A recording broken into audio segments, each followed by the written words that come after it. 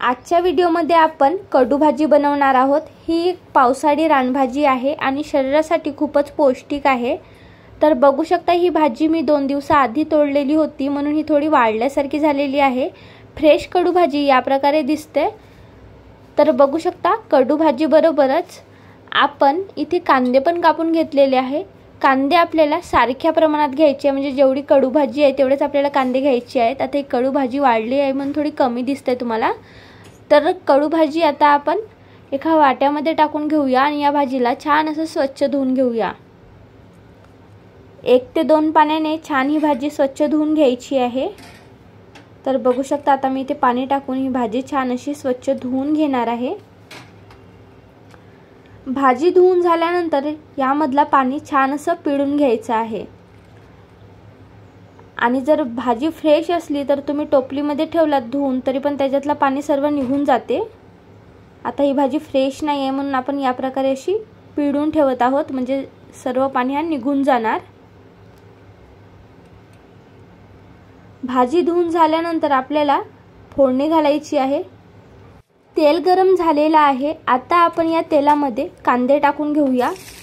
सर्व कांदे टाकून घ्यायचे आहेत।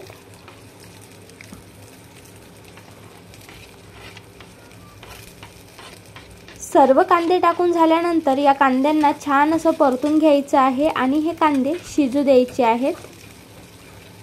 70% आपल्याला कांदे शिजवून घ्यायचे आहेत, एकदम जास्त शिजवून घ्यायचं नाही आहे। कांदे शिजल्यानंतर आता आपण याच्यामध्ये कडू भाजी टाकून घेऊया। तर बघू शकता ही भाजी मी 2 पाण्याने छान अशी स्वच्छ धुवून घेतलेली होती आणि बघू शकता यामध्ये अजिबात पाणी नाही आहे। छान अशी पिळून पण घेतलेली होती। आता आपण ही भाजी इथे टाकलेली आहे। भाजी टाकल्यानंतर या भाजीला छान असं परतून घ्यायचं आहे। बघू शकता या प्रकारे छान असं परतून घ्यायचं आहे आणि त्यानंतर झाकून ठेवायचं आहे 7-8 मिनिटांसाठी। स्लो गॅसवरती झाकून ठेवायचं आहे। 7-8 मिनिटांनंतर बघू शकता भाजी थोडीफार शिजलेली आहे। बघू शकता तुम्ही छान अशी थोडीफार शिजलेली आहे।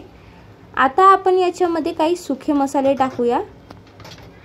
तर सुख्या मसाल्यांमध्ये मी इथे सर्वात आधी टाकत आहे लाल मिर्च पावडर अर्धा चम्मच, त्याचबरोबर हळदी पावडर आणि मीठ टाकायचं आहे चवीनुसार।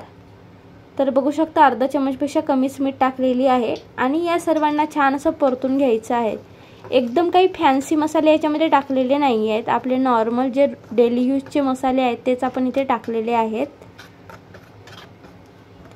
आता या सर्वांना छान असं परतून घ्यायचं आहे आणि स्लो गॅसवरती झाकून ठेवायचं आहे। 5-6 मिनिटं झाकून ठेवायचं आहे।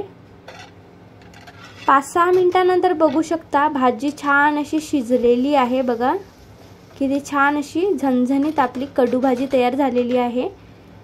आता आपण याच्यामध्ये कोथिंबीर टाकून घेऊया। कोथिंबीर टाकल्यानंतर गॅस बंद करून घेऊया। भाजी शिजलेली आहे आणि आता या कोथिंबीरला या भाजीमध्ये छान असं मिक्स करून घेऊया आणि बघू शकता काय भारी झणझणीत कडू भाजी रेडी झालेली आहे।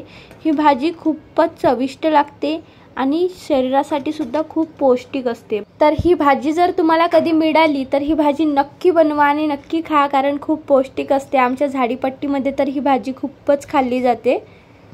आणि जर हा व्हिडिओ तुम्हाला आवडला असेल तर व्हिडिओला लाईक, शेअर, कमेंट आणि चॅनलला सबस्क्राईब करायला विसरू नका। धन्यवाद।